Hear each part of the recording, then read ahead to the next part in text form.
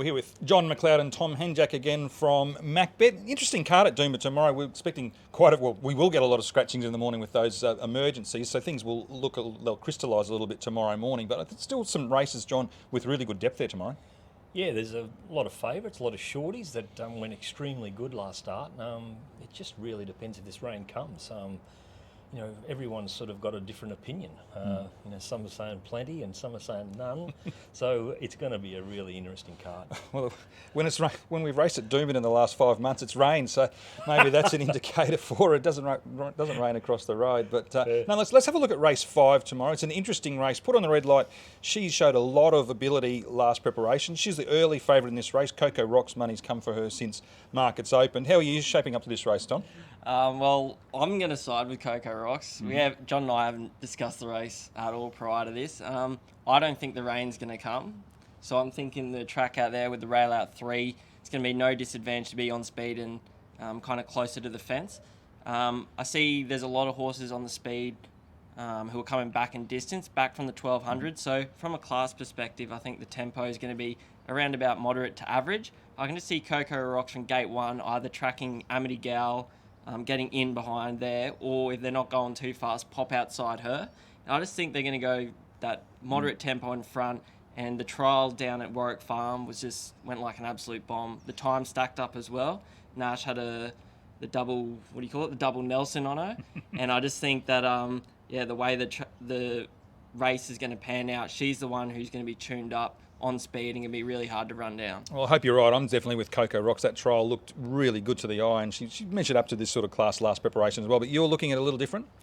Well, I've tossed and turned so many times this morning about what I think the pace is going to be. Like, what do you guys think Amity Girl will do? Well, barriers 1, 2, 3 and 4 are all on-speed horses, so it's going to be very interesting how that quartet sort themselves out. Yeah, I think so. And I think, is it Cat Chinner, the Duncan horse who's coming back from 1200? I just think there's a lot of the quality of horses that are going to be up there on speed. They might be pushing, but they're not actually going to be going too fast for the class of race that we're going to see on Saturday. I just think there's a possibility that Amity Girl could take a sit. I know he's tried to get it over 1200 metres, and from the inside gate, if you're going to hold a position, that's the worst gate for a leader, because they half have to, just give it a bit of a dig to hold out the horses out wide. So I'm sort of thinking he's going to come out fairly negative, and if they cross him, and then it'll be happy enough to sit third in the fence and just see what type of horse they've got ridden from behind. So that's the change in my head that I've done this morning. Just a shout out to our aviation partners here at the BRC at the moment as well. Yeah, so if that's the case, and the speed, if it takes this, or she takes a sit, well, then the speed comes out of the race, like Tom's saying, and then what you guys come up with, Coco, it's going to get a lovely, lovely run. If the fence is no good, well, then I think Joyce Legend? As a 2-year-old, it would blow these away. And it does look a really athletic type, trial really good. I think it beat Put on the Red Light, who did have an easier trial, but Put on the Red Light is a bit of a chunky horse, and it may need a run. So it really depends on how this track is playing and the speed of the race. I'd love to know what Van Dyke is thinking with Amity Girl. Okay. Well, Put on the Red Light's one fancy runner that will get back here. There's quite a number of them. Go Wanji and, of course, Smart Image in the last race will be all well fancied, but way back in the field. How do you approach those style of horses around here at Doomben? As I said earlier, the first step is to how wet is the track going to be.